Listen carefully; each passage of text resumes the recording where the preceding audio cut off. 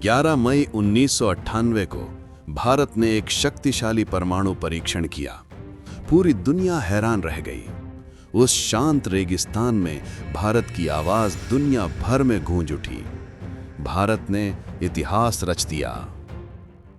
उस पल के पीछे एक आदमी था, लेकिन यह आदमी शक्ति के जन्म से नहीं आया था।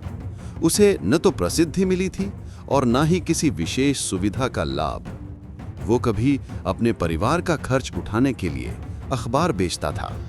उसने सड़क की बत्तियों के नीचे पढ़ाई की। ये सिर्फ एक वैज्ञानिक या राष्ट्रपति की कहानी नहीं है। ये है डॉक्टर APJ अब्दुल कलाम की कहानी। मिसाइल मैन, लोगों के राष्ट्रपति, वो लड़का जिसने आसमान को छुआ। वो 15 अक्टूबर 1931 को रामेश्वरम, दक्षिण भारत के एक छोटे से तटीय गांव में पैदा हुए थे। उनके पिता एक नाव के मालिक थे और उनकी मां एक दयालु और धार्मिक महिला थी।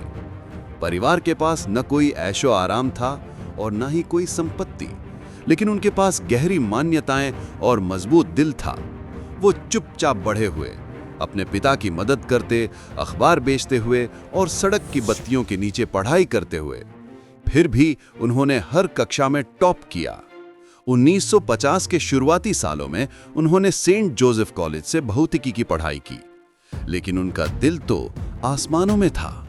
वो उड़ने का सपना देखते थे, विमानों को बनाने का, बादलों को छूने का।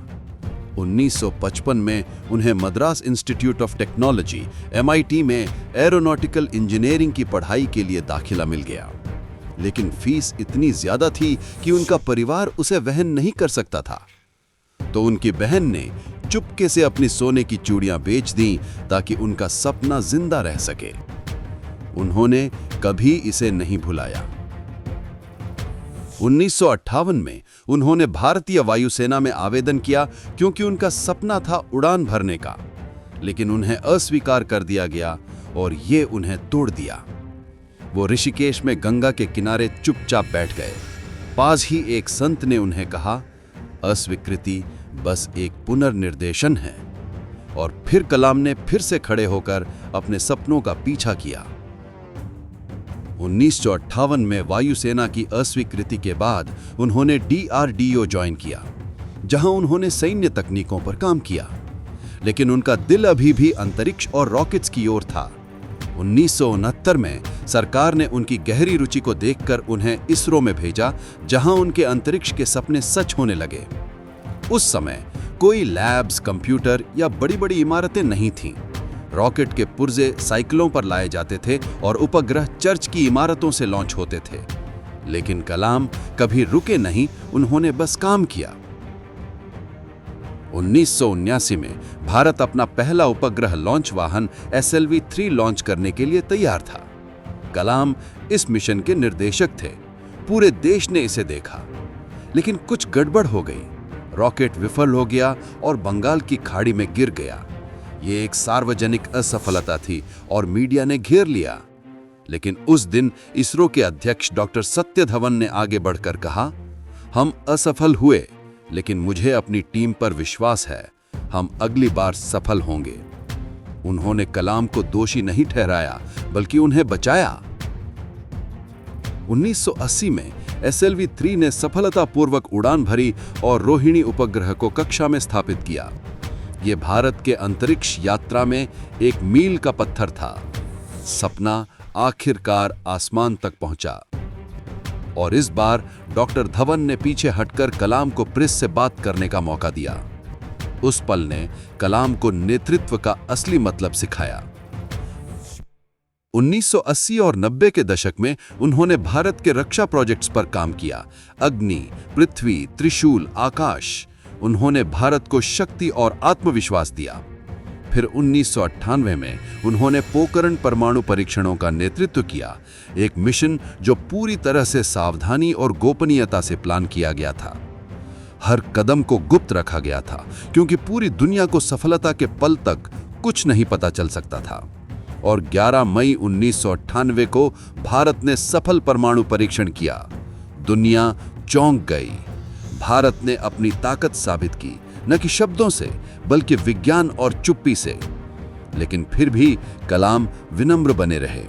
उन्होंने बस अगले मिशन की ओर ध्यान दिया। पोखरण परमाणु परीक्षण के बाद कलाम एक राष्ट्रीय नायक बन गए, लेकिन जश्न मनाने के बजाय उन्होंने भविष्य की ओर रुख किया। वे भारत सरकार के प्रमुख वैज्ञानिक सलाहकार बने, लेकिन उनका असली मिशन दफ्तरों में नहीं था, बल्कि कक्षाओं में था। उन्होंने देश भर में यात्राएं की, हजारों छात्रों से मिले और उनसे कहा, तुम हो भविष्य, तुम हो शक्ति, बड़े सपने देखो। 1999 में उन्होंने इंडिया 2020 लिखा, जो भारत को एक विकसित राष्ट्र बनाने का एक प्रभावी दृष्टिकोण था। उन्होंने सिर्फ रॉकेट्स और तकनीक के बारे में नहीं कहा, बल्कि मूल्यों, शिक्षा और राष्ट्र निर्माण की बात की, क्योंकि उन्हें यकीन था कि राष्ट्र की असली ताकत उसकी युवा जनसंख्या में है। 2002 में भारत ने उन्हें 11वें राष्ट्रपति चुना, न कि राजनीति की वजह से, बल्कि सच्चे प्यार के कारण। वो छात्रों से मिले, मंत्रियों से ज्यादा, बच्चों के पत्रों का जवाब दिया और हर दिल से सपनों की बात की। उन्होंने एक बार कहा था, सपना वो नहीं है जो आप सोते वक्त देखते हैं, सपना वो है जो आपको सोने नहीं देता। 2007 में उनकी राष्ट्रपति पद की समाप्ति के बाद उन्होंने संन्यास नहीं लिया। वे फिर से कक्षाओं में लौटे, कॉलेजों में बोले, किताबें लिखीं और छात्रों के ईमेल का जवाब दिया।